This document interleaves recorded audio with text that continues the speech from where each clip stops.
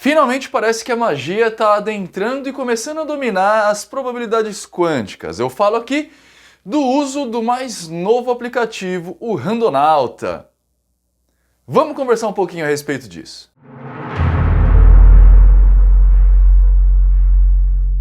Olá, meu nome é Nino Denani, eu sou mago hermetista já há mais de 10 anos e você está em mais um vídeo meu aqui no YouTube. E hoje a gente vai conversar sobre o Randonauta. Na verdade, esse daqui é o segundo vídeo que eu vou postar a respeito do assunto. O primeiro deles é com a Lua Valente, foi uma entrevista, uma collab que eu fiz com ela, lá na época ainda da extinta Occult TV. Eu vou deixar linkado nos cards para vocês e referenciado aqui embaixo.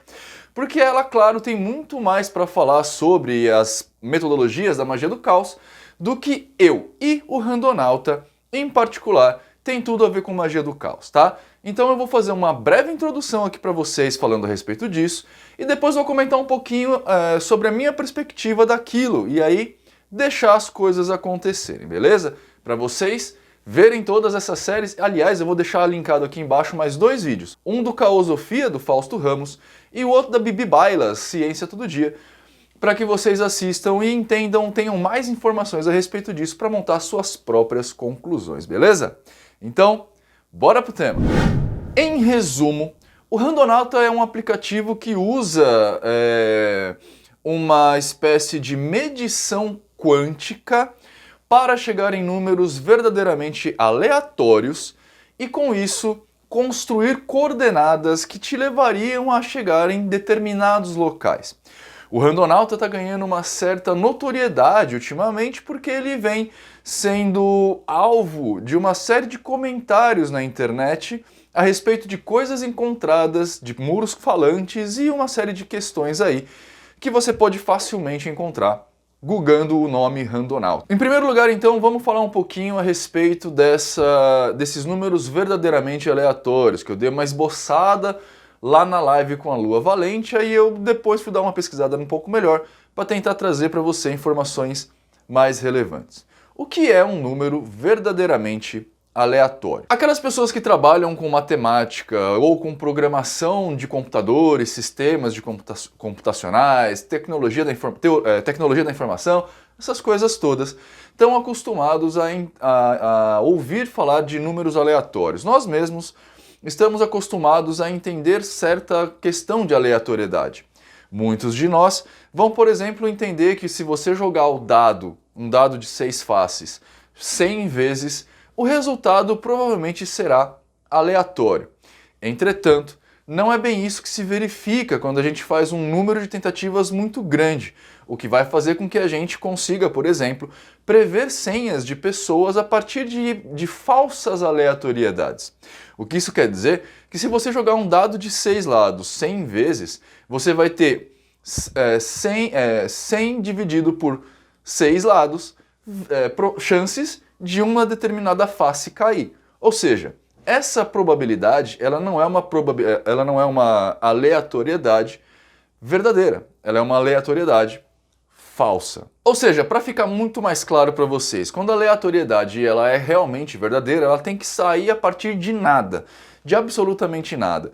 E o fato de você chutar um número da sua cabeça não é verdadeiramente uma aleatoriedade, porque esse número vai ser baseado em uma série de experiências e informações que estão sendo colocadas a você nesse momento, que vão influenciar no resultado. Para programação, para computação, para criptografia, ter um número verdadeiramente aleatório é muito importante para você conseguir salvaguardar dados, como por exemplo a votação. Se a gente conseguisse ter uma urna eletrônica com bases de dados verdadeiramente aleatórios, a gente conseguiria bagunçar os resultados o suficiente para que não conseguíssemos rastrear quem votou em quem. E hoje esse é um dos problemas da nossa urna eletrônica e é uma das falhas de segurança que a gente tem na própria urna. A urna não é verdadeiramente aleatória. Ela parte de um número que é possível de saber porque ele é público, inclusive.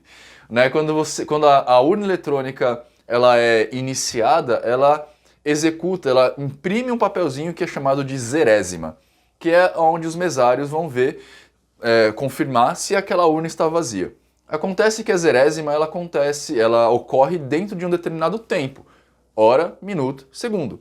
E essa hora, minuto, segundo é o número aleatório usado para a urna bagunçar a sequência dos votos para você não conseguir saber que a terceira pessoa daquela sessão votou em determinado candidato. Se você fizer a engenharia reversa, fica muito fácil, eu vou deixar um videozinho aqui embaixo explicando exatamente como é que isso faz. Bom, o que eu quero que vocês entendam com tudo isso? Que a aleatoriedade são fundamentais para certos processos, principalmente de segurança dentro da nossa comunidade humana, e principalmente quando a gente começa a usar computadores para, por exemplo, gerar senhas, essas coisas todas. A grande parte das falhas de senhas, por exemplo, é a possibilidade ou facilidade de criptografar essa senha. E isso acontece exatamente porque o número é pouco aleatório. Alguns pesquisadores dedicaram seu tempo a criar números verdadeiramente aleatórios. E uma dessas formas de chegar a isso é usando mecânica quântica. Eu vou dar uma explicação muito grosso modo aqui, só para vocês entenderem o que eu estou tentando falar. A mecânica quântica ela vai usar, tentar estudar o posicionamento, tentar estudar várias questões a respeito dos elementos mais basais da materialidade, que são os átomos, prótons, quarks, leptons, essas coisas que são muito pequenininhas. E que por serem tão pequenininhas, parece, para os leigos, que eles funcionam de formas imprevisíveis, porque na realidade as formas que a gente tem para medir as coisas, que é o que vai fazer a ciência ter ferramentas para chegar às conclusões dela, são pouco eficazes. A gente precisa partir de cálculos probabilísticos e não necessariamente de cálculos exatos. Uma dessas coisas é a forma como um átomo, por exemplo, vai pulsar, né? Como um átomo, por exemplo, o elétron vai girar na camada atômica, tá? Vocês lembram disso da escola? Você tem lá o núcleo, né, que tem prótons e nêutrons, e tem as camadas eletrônicas, certo? Nessas camadas eletrônicas, um elétron gira, beleza? Se você conseguir medir, por exemplo, aqui é só exemplo para ficar claro, tá? Quantas vezes esse elétron passa, então quando o elétron está em cima é um pulso, quando ele está embaixo não seria um pulso. De novo, eu estou falando isso, tá errado o que eu estou falando, mas é só para vocês entenderem mais ou menos o que a gente quer dizer. Números quânticos, então, nesse caso, não tem nada a ver com o que a gente vai falar dessas coisas esotéricas, tá? Tem a ver exatamente com você medir variações em partes muito pequenas da materialidade e a partir das respostas dessas variações, você vai ter um número binário que pode ser transformado em um número hexadecimal ou um número decimal, tá? Então, se pulsou, você tem um 1, se não pulsou, você tem um 0. Se pulsou 6 vezes, você tem 1, 1, 1, 1, 1, 1, 1, que vai dar um número, ou você tem zeros 1, 0, 1, 0, 1, 0, 1, numa linguagem binária, que vai dar um outro número. A partir desta captação, a gente consegue, então, estabelecer uma característica de numeração verdadeiramente, ou pelo menos muito mais próxima, da aleatoriedade real. Até aqui, tudo é física, tá? Como eu sei que tem muitos cientistas agora que estão vindo nos meus vídeos, eu agradeço muito por isso, é bem provável que eu tenha falado alguma groselha aqui, tá? Então o que eu vou fazer? Eu vou deixar aqui embaixo para vocês um vídeo do canal Primata Falante, para vocês entrarem, e ele vai explicar direitinho o que é essa situação do que é mecânica quântica. E também vou deixar linkado aqui embaixo o vídeo da Bibi Bailas, que é do Ciência Todo Dia, que ela fala especificamente do randonauta, para vocês terem versões mais precisas cientificamente a respeito disso, tá? Eu sou mago, sou um estudante entusiasta da ciência, mas eu não sou cientista, então se vocês querem informações melhores, procurem os cientistas de verdade. Mas aonde eu quero chegar? O que é importante da gente entender dessa questão da aleatoriedade quântica? O Randonauta, ele é um aplicativo que vai dar pra gente certas coordenadas a partir da medição de números aleatórios. Então eu vou falar que dentro de 3 km de raio, né, 3 km de raio, ele vai me dar uma coordenada x. Eu aqui já vejo um pequeno problema, porque essa aleatoriedade já deixa de ser verdadeira, dado que eu dou uma limitação para ela. Mas tudo bem, não é isso que eu quero levantar.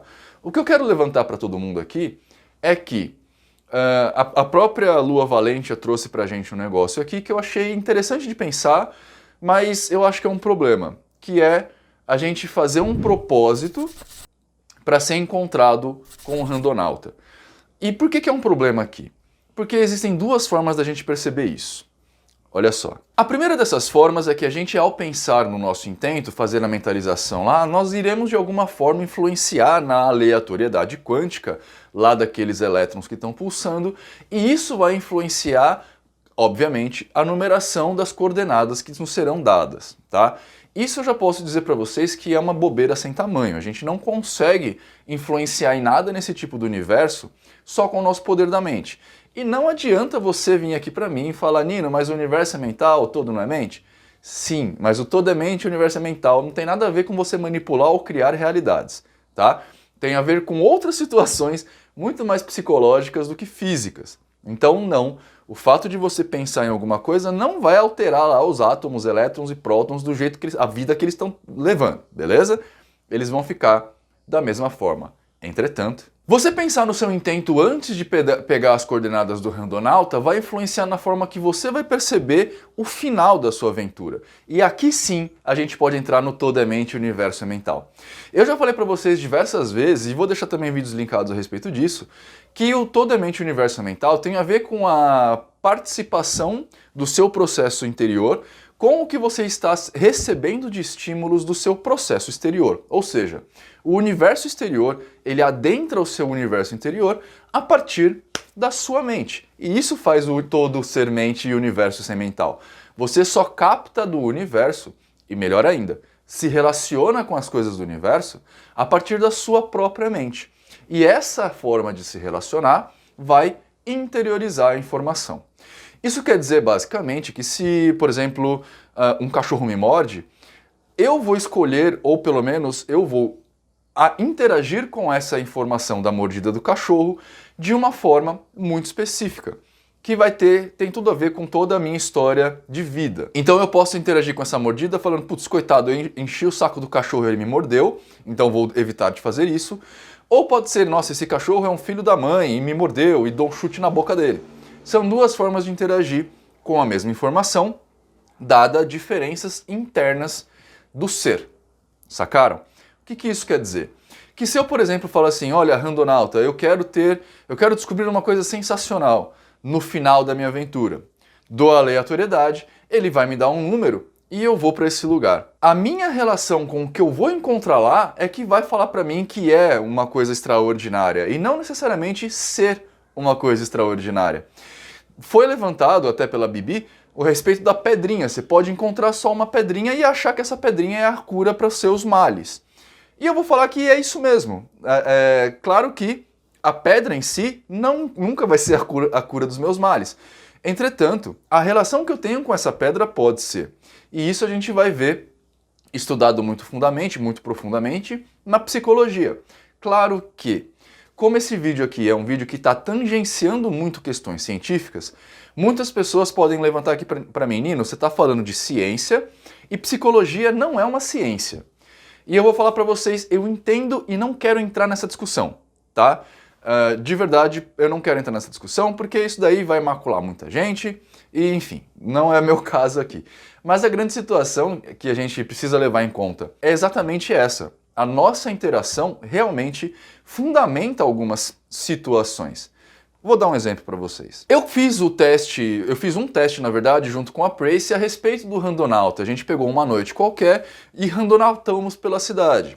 E o nosso intento inicial foi ter uma aventura. Eu queria ter uma aventura. A gente fez isso por 3 coordenadas, tá? A primeira coordenada em particular levou a gente até uma rua aleatória que não tinha nada.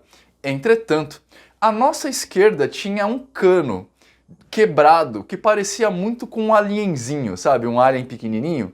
Eu vou tentar deixar uma foto aqui ou um vídeo rolando para vocês, inclusive da forma que a gente interagiu com aquele negócio. Olha aquele cantinho ali. É um cano. É um cano e um buraco. Mais aí, aumenta mais um pouquinho. Ah, ele tava virando. Disfarce. É um cano com um buraco, mas parece tipo uma imagem de Santo Antônio, São Benedito, alguma coisa assim. Mas bem sinistro, porque parece uma cabeça vazia, preta, e um corpinho, tipo, escorado na parede. Eu não quero dizer aqui pra vocês que eu realmente vi um alien, Mas a experiência que eu tive de estar conversando com a Paula e bater o olho e ver um negócio esquisito, pode ser interpretado como uma aventura. Claro que, quando a gente abrange as coisas nesse sentido, qualquer coisa pode ser qualquer coisa, e eu entendo por conta disso a preocupação das pessoas que estão levantando, como o Fausto Ramos fez, questões a respeito de você mudar a sua realidade. Em verdade, como eu disse para vocês, eu desconfiei quando a Lua falou para mim, eu acho que eu até cheguei a levantar esse ponto na live, não estou lembrado agora, mas é muito estranho a gente realmente mudar o nosso futuro, a nossa intenção, a nossa realidade, a partir do poder da nossa mentalização. No caso aí, mudar a aleatoriedade quântica. Fica muito mais fácil a gente compreender o fenômeno a partir exatamente da sua percepção das coisas. Uma pessoa pode perceber que um crucifixo é o negócio que vai dar para ela toda a força que ela precisa para seguir em frente nos desafios da vida dela. Outras pessoas podem achar o mesmo crucifixo uma ideia babaca, banal. Algumas pessoas podem ter num crucifixo a ideia da morte de Cristo e, portanto, da sua redenção. Outras pessoas vão ter no mesmo crucifixo a ideia da morte de Cristo, entretanto, essa morte vai representar perda, dor.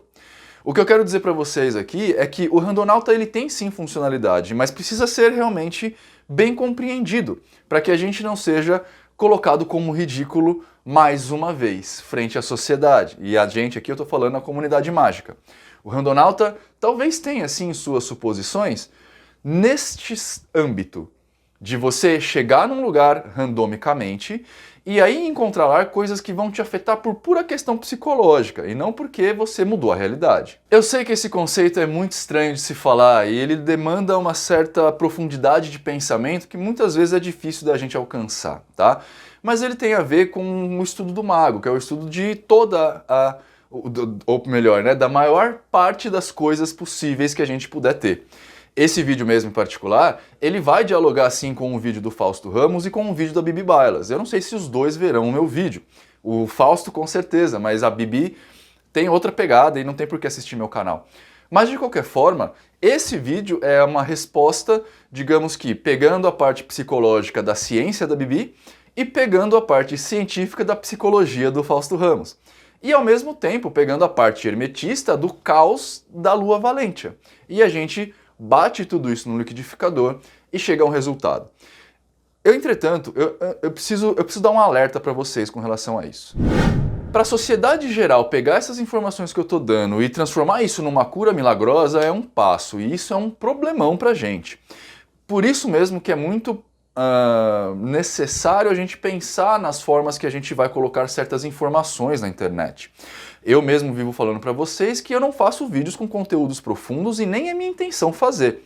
Exatamente porque certas sutilezas da magia são muito difíceis das pessoas entenderem. E essa sutileza, essa dificuldade, vai dar para as pessoas uma série de monstruosidades que podem acontecer. Não é segredo para ninguém que a Goetia, por exemplo, já teve aí envolvida em vários escândalos, e isso não tem nada a ver com a Goetia em particular quanto o sistema mágico. Tem mais a ver com a forma como a pessoa entendeu a Goetia. Assim como, por exemplo, tem muita gente que vai ler 2, 3 livros de satanismo e vai começar a sacrificar gatinho, quando o satanismo nem pede sacrifício animal.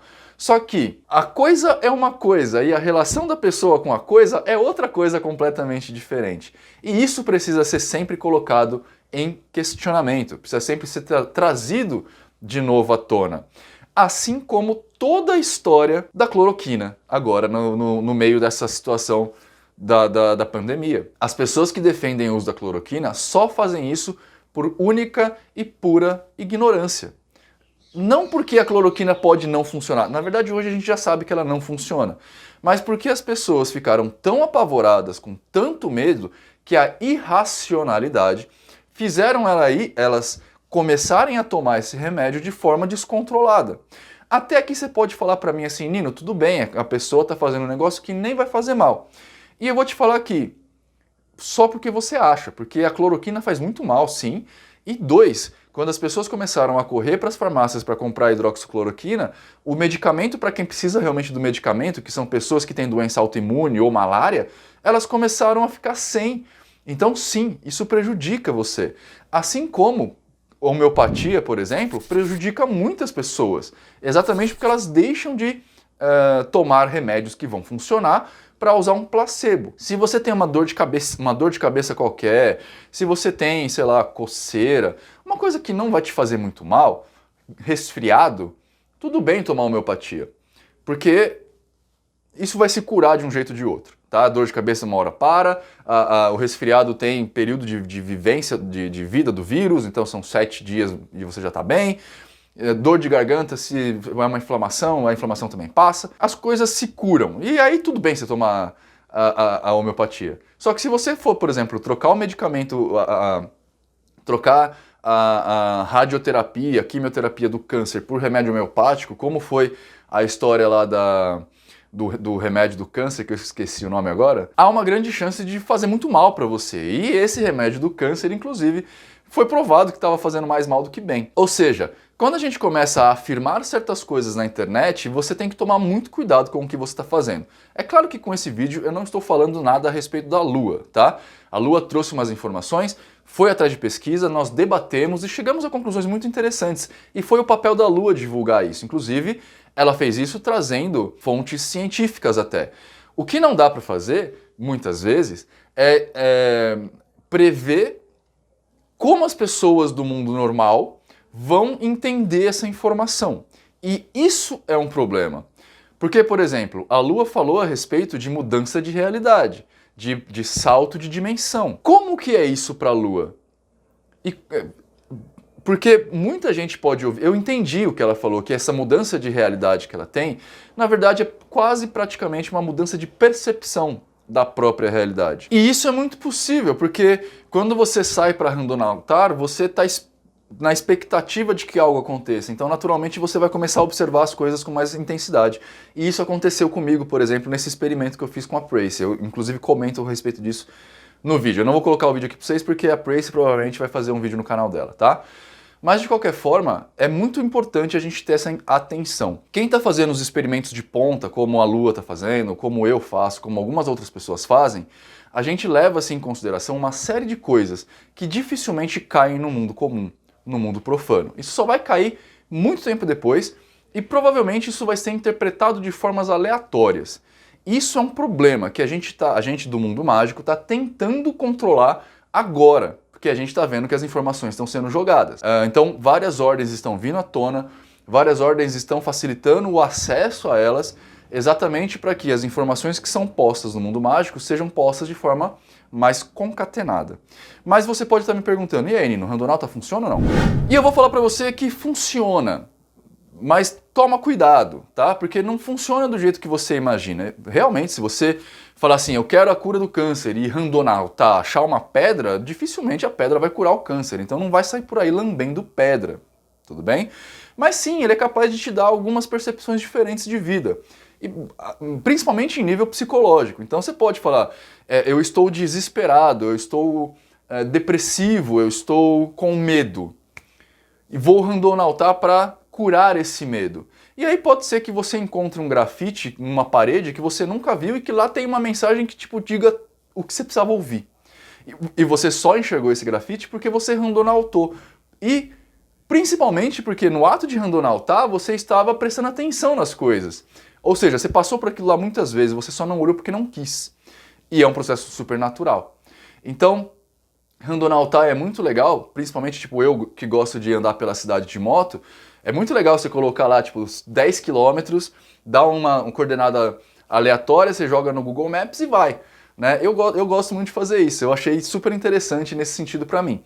E quando eu faço isso randonautando, eu realmente tenho certos inputs, certos insights, certas epifanias, mas muito pouco por causa do randonauta e muito mais porque eu estou andando de moto por um caminho aleatório e em geral eu penso melhor nesses momentos. Eu sempre, antes de ter carro, moto, essas coisas todas, na época do colégio, por exemplo, eu usava muito o metrô para pensar, então às vezes eu ficava indo de um ponto a outro do metrô só para conseguir concatenar ideias, escrever coisas, essas coisas todas.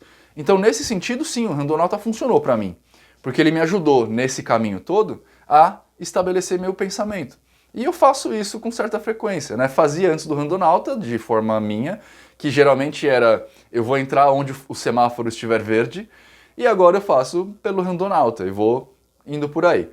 Nino, você vai achar realmente coisas que vão, sei lá, achar uma imagem de Exu? Pode ser que sim, mas é muito mais pela sorte do que por qualquer outra coisa. E eu falo isso muito mais pelo número de pessoas que randonautam e pelo número de descobertas que a gente tem, que é muito pequeno em comparação um com o outro. Claro, precisamos de mais tempo para a gente averiguar essa situação, mas por enquanto, essa é a minha percepção a respeito do randonauta. Bom, pessoas, eu espero que vocês tenham gostado. Se vocês gostaram, clica em joinha, se inscreve no canal, compartilha o vídeo, aquelas coisas todas de sempre. Lembrando que para você conhecer mais das minhas atividades e iniciativas, você pode entrar em ninodenani.com.br, que sempre tem lá cursos à venda, tem tipo viagens que eu vou para os lugares, tem o número dos meus atendimentos particulares, o que você quiser fazer lá, e-mail para entrar em contato, essas coisas todas, tem tudo lá em ninodenani.com.br, beleza? Espero que você tenha uma ótima vida, seja uma ótima pessoa. E tchau!